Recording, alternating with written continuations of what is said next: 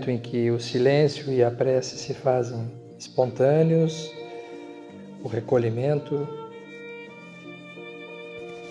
Vamos refletir nesses breves minutos que aqui vamos permanecer, do capítulo 157 do livro Caminho, Verdade e Vida, de Emmanuel, pela psicografia de Chico Xavier, cujo título é Faze isso e viverás.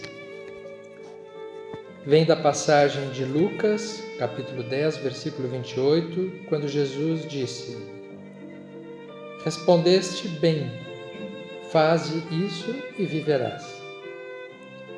O caso daquele doutor da lei que interpelou o mestre a respeito do que lhe competia fazer para herdar a vida eterna reveste-se de grande interesse para quantos procuram a bênção do Cristo. A palavra de Lucas é altamente educativa. Não se surpreende Jesus com a pergunta. E conhecendo a elevada condição intelectual do consulente, indaga acerca da sua concepção da lei e fala sentir que a resposta à interrogação já se achava nele mesmo, esculpida na tábua mental de seus conhecimentos. Respondeste bem, diz o mestre, e acrescenta isso. Faze isso e viverás. Semelhante afirmação destaca-se singularmente porque o Cristo se dirigia a um homem em plena força de ação vital, declarando, entretanto, faze isso e viverás. É que o viver não se circunscreve ao movimento do corpo, nem à exibição de certos títulos convencionais.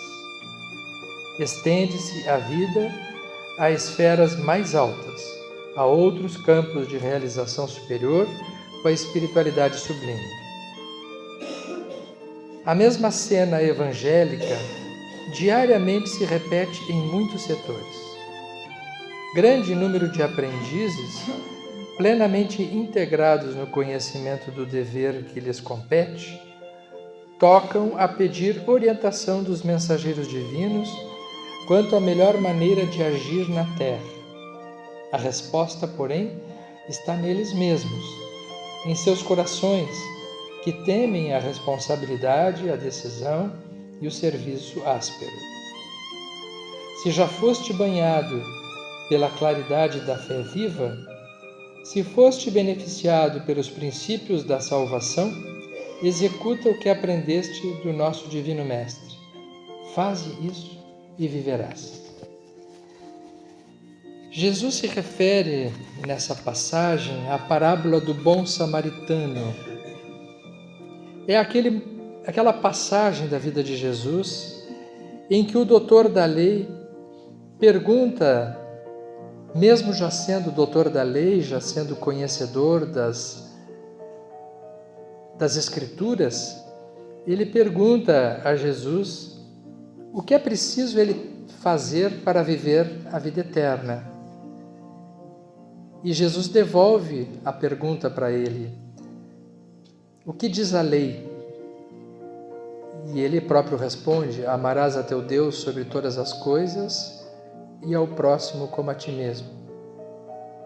E Jesus então diz, faz isso então e viverás. A partir daí, ele conta a parábola do bom samaritano, que é aquela parábola em que um homem, um samaritano, considerado uma pessoa até de má vida naquela cultura da época e desconhecedor das leis, é exatamente esse que vai socorrer um homem caído, ensanguentado na beira da estrada, quando já por ali havia passado um levita e um doutor da lei, que eram considerados pessoas esclarecidas e de condições melhores do que daquele samaritano. No entanto, quem para auxiliar é exatamente quem tem menos recursos intelectuais, quem tem menos conhecimento.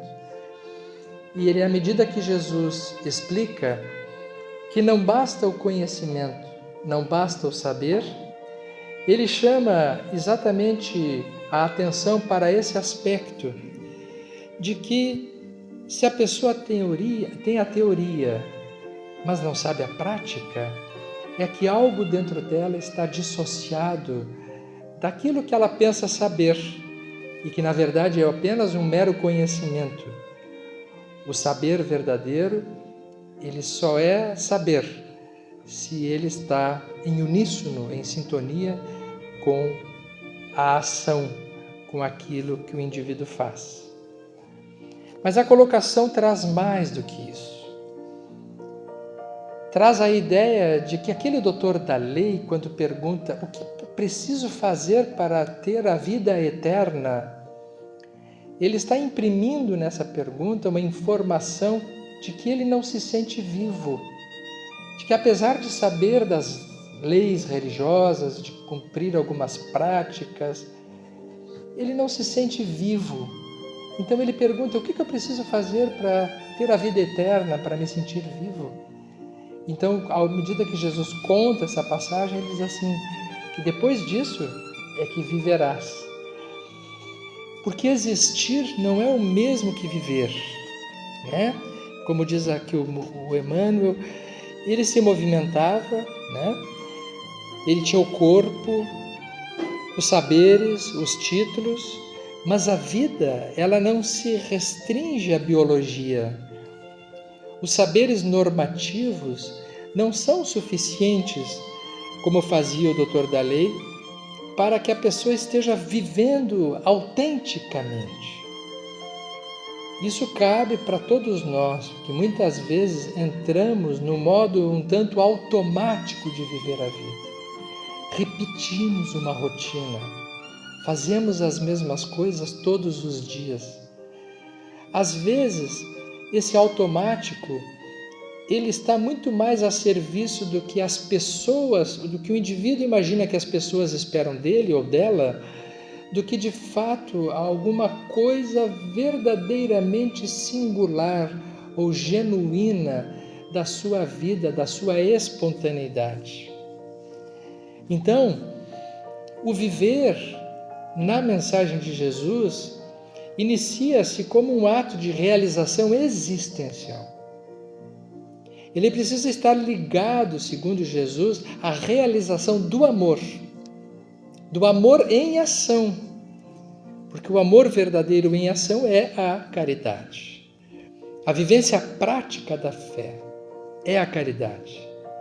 Alinhar o conhecimento adquirido com essas atitudes que expressem esse amor e essa responsabilidade. Aí sim a vida, a existência, se converte em vida e se torna fecunda, voltada para o bem, capaz de gerar sentido para a gente, mas não apenas para a gente, para os outros também. Porque muitas vezes nós sabemos o que é amar, servir, perdoar, construir, mas sabemos num plano mental e vamos adiando, por medo da responsabilidade, o fazer, o realmente vivenciar essa mensagem. Quando Jesus percebe que está diante de uma teorização de alguém que não está ainda integrado, ele propõe, como muitas vezes ele fazia, uma história. Jesus contava histórias. Quando ele percebia que o conhecimento já não era suficiente, ele contava histórias, dando exemplos práticos daquilo que realmente nós precisamos ter para vivermos. Faze isso e viverás. Tantas reflexões que estão em torno dessa colocação do Cristo. E não basta saber, é preciso viver o que se sabe. E viver o que se sabe se dá em cada minuto, em cada instante, nas circunstâncias da vida, que é um bem precioso que nós temos a cada momento. E para encerrarmos a nossa reflexão, vamos fazer uma oração, que é a oração, a prece de Cáritas, que pede na sua poesia para que Deus possa nos auxiliar a levar auxílio aonde houver sofrimento, para nós ou para quem nos preocupe. É quando Cáritas nos diz: Deus nosso Pai, que tendes poder e bondade, dai a força àquele que passa pela provação, dai a luz àquele que procura a verdade, ponde no coração do homem a compaixão e a caridade. Deus, dai ao viajor a estrela a guia, ao aflito a consolação, ao doente a saúde. Pai, dai ao culpado o arrependimento, ao espírito a verdade, à criança o guia, ao órfão o Pai. Que a vossa bondade se estenda sobre tudo o que criastes. Piedade, meu Deus, para aqueles que vos não conhecem, esperança para aqueles que sofrem. Que a vossa bondade permita aos Espíritos Consoladores derramarem por toda parte a paz, a esperança e a fé. Senhor, uma centelha, uma chispa do vosso divino amor pode envolver a terra. Deixai-nos beber nas fontes dessa bondade fecunda e infinita, e todas as lágrimas secarão, todas as dores acalmar-se-ão. Um só coração, um só pensamento subirá até vós, como um grito de reconhecimento e de amor. Como Moisés sobre a montanha, nós vos esperamos com os braços abertos, ó bondade, ó beleza, ó perfeição. E queremos de alguma sorte merecer a vossa misericórdia. Senhor, dai-nos a força para ajudarmos o progresso a fim de subirmos até vós. Dai-nos a caridade pura, dai-nos a fé e a razão, dai-nos a simplicidade, que fará das nossas almas o espelho onde se deve refletir a vossa imagem. Que assim seja.